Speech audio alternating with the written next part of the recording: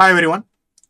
21st ജനുവരിയിലെ shift 1ന്റെ question number 11 ആണ് നമ്മൾ എന്ത് ചെയ്യുന്നത് ഇന്നത്തെ ഈ വീഡിയോയിൽ ഡിസ്കസ് ചെയ്യുന്നത്. Elements P and Q form two type of non volatile non ionisable. അപ്പോൾ ഈ നോൺ അയണൈസബിൾ എന്നുള്ള പോയിന്റ് നമ്മളൊന്ന് അണ്ടർലൈൻ ചെയ്യുകയാണ്. കാരണം അയാളുടെ ഐ വാല്യൂ എന്താണ് 1 ആണെന്ന് അവർ എടുത്തു പറഞ്ഞിരിക്കുകയാണ്. അയണൈസ് ചെയ്യുകയാണെങ്കിൽ മാത്രമേ എന്ത് ചെയ്യുള്ളൂ, ഐ വാല്യൂവിൽ വ്യത്യാസം വരികയുള്ളൂ. അപ്പൊ നോൺ അയണൈസബിൾ ആണ്, അപ്പൊ അതിന്റെ ഐ വാല്യൂ 1 ആണ്.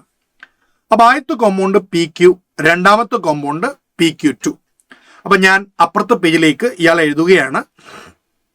സോ ഒന്നാമത്തെ compound let me write there. So first compound P, first compound we have ആദ്യത്തെ കോമ്പൗണ്ട് പി ക്യൂ. ഓക്കെ, രണ്ടാമത്തെ കോമ്പൗണ്ട് പി ക്യൂ 2. ഇതിൽ രണ്ടിലും ഐന്റെ വാല്യൂ 1 തന്നെയാണ്. അപ്പൊ ഐ നമ്മൾ വെറുതെ എഴുതേണ്ട കാര്യമില്ല. So I'm not writing. ഇനി 1 gram of P Q dissolved in 50 gram of solvent A. അപ്പോ 1 gram of P Q W B is equal to 1 gram, W A is equal to 50 gram.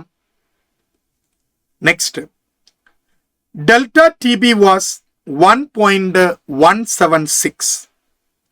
1 point. അപ്പോൾ delta T B നമ്മൾ എഴുതുന്നു. Delta T B is equal to 1.176.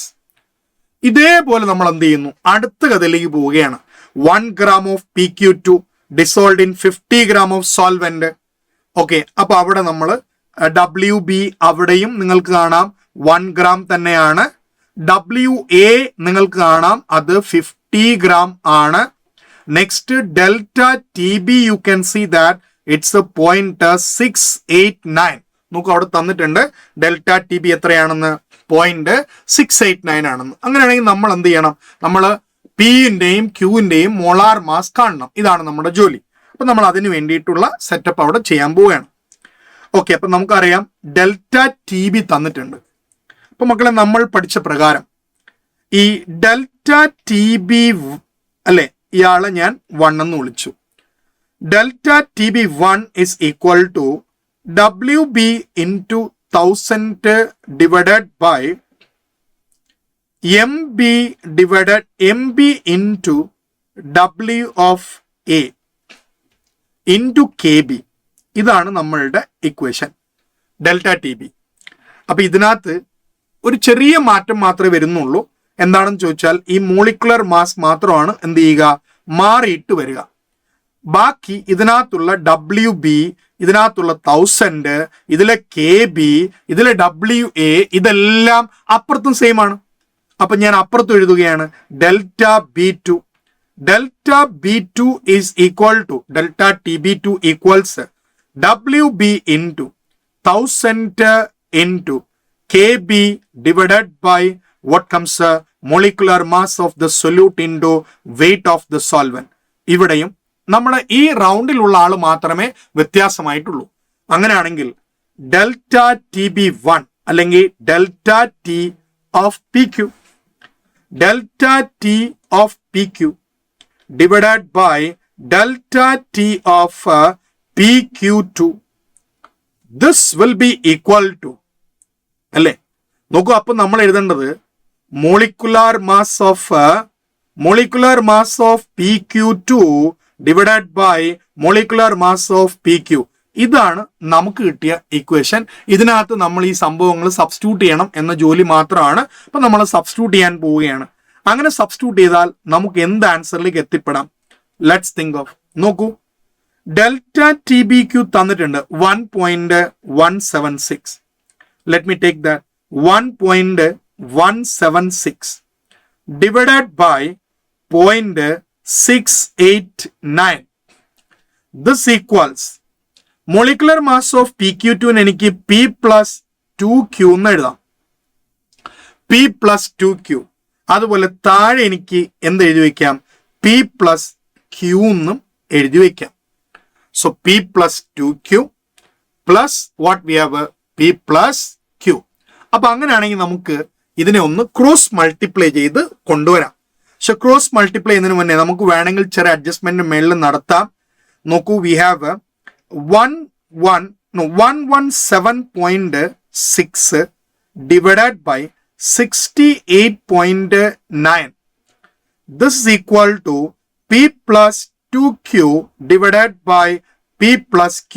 അപ്പൊ നമുക്ക് അതിനെ ഒന്ന് rough calculation ചെയ്യാം. കാരണം നമുക്ക് ഇതിനകത്ത് ഓൾമോസ്റ്റ് നമുക്ക് നമ്മളെ വാല്യൂ എന്ത് ചെയ്തിട്ടുണ്ട്, അല്ല എല്ലാവരുടെയും മോളിക്കുലർ മാസ് അവർ തന്നിട്ടുണ്ട്, ഓപ്ഷൻസ് തന്നിട്ടുണ്ട്. അപ്പൊ നമുക്ക് ഇതിനെ റഫ് കാൽക്കുലേഷൻ ചെയ്യാം. അതിനുവേണ്ടി C 117 let me write as 118 divided by 69. ഇതാണ് നമ്മളെയുള്ള ആദ്യത്തത്. 118 divided by 69 is equal to P plus 2Q divided by P plus Q. അങ്ങനെയാണെങ്കിൽ 118P plus 118Q is equal to 69P plus 138Q. അങ്ങനെയാണെങ്കിൽ നമുക്ക് എന്ത് ചെയ്യാം, ഇതിൽ ക്യൂവിനെയും പിന്നെയും അപ്പുറത്തെ ഇപ്പുറത്തെയും സൈഡിലേക്ക് ഒന്ന് ഒരുമിച്ച് കൊണ്ടുവരാം. അപ്പൊ 118 68 കുറച്ചാൽ 50 അപ്പൊ 49 P ഈസ് ഈക്വൽ ടു, അല്ലെ 49 P ഈസ് ഈക്വൽ ടു, കാരണം 118 നമ്മൾ 69 കുറയ്ക്കുകയാണ്. Okay, 49 P is equal to you have 20Q എന്ന് വരും. അപ്പൊ നമുക്കൊരു കാര്യം ചെയ്യാം, അല്ലെ P ബൈ Q വേണ്ട, Q by P is equal to, അല്ലെ 49 ഡിവൈഡഡ് ബൈ 20. 49 ബൈ 20 എന്ന് പറയുമ്പോൾ ഏകദേശം എനിക്ക് 5/2 എന്ന് എഴുതാം. 5/2 എന്ന് എഴുതിയാൽ അത് 2.5 ആണ്. നോക്കൂ, അപ്പൊ നമുക്ക് ക്യൂവും പിയും തമ്മിലുള്ള റിലേഷൻസ് നമുക്ക് കിട്ടി. അപ്പൊ ഇതില് നമ്മൾ കണ്ടുപിടിച്ച പ്രകാരം Q is equal to 2.5 times greater than P. അപ്പൊ ക്യൂവിന്റെ വാല്യൂ വലുതായിരിക്കണം, അല്ലെ? അപ്പൊ ക്യൂവിന്റെ വാല്യൂ വലുതായി വരുന്ന കേസുകൾ ഏതൊക്കെയാണ്? ക്യൂവിന്റെ വാല്യൂ വലുതായി വരുന്ന കേസുകള്, ഒന്നാമത്തെ കേസില് നോക്കൂ, പിന്റെ വാല്യൂ ചെറുതാണ്, ക്യൂവിന്റെ വാല്യൂ വലുതാണ്. ഓക്കെ, ഒരു കേസ്. പിന്നെ അടുത്തത്, ഈ ഓപ്ഷൻ നിങ്ങൾ നോക്കിയാൽ ഇവിടെ അങ്ങനെയാണ്, ഈ ഓപ്ഷൻ നിങ്ങൾ നോക്കിയാൽ ഇവിടെ അങ്ങനെയാണ്. അപ്പൊ ഈ കേസിൽ അങ്ങനെ വരില്ല. അപ്പൊ നമ്മളെ ഓപ്ഷൻ എന്തല്ല, 4 അല്ല.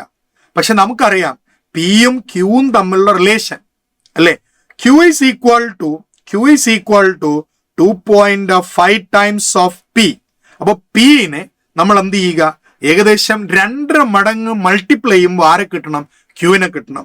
മക്കളെ, അങ്ങനെയാണെങ്കിൽ ഒരിക്കലും ഓപ്ഷൻ 1 വരില്ല. കാരണം 70 into 2 തന്നെ 140. പിന്നെ 65 into 2 ഓൾമോസ്റ്റ് എന്താണ്, 65 into 2.5 എന്ന് പറയുമ്പോൾ അത് 130 പ്ലസ് എന്താണ് 160 അടുപ്പിച്ച് വരും. അപ്പൊ അതും ആൻസർ വരില്ല. അപ്പൊ നമുക്ക് ഒരൊറ്റ ഓപ്ഷൻ ഇതിനകത്ത് ലൈവ് ആയിട്ടുള്ളൂ. It is option 2. So what's your answer for this particular question?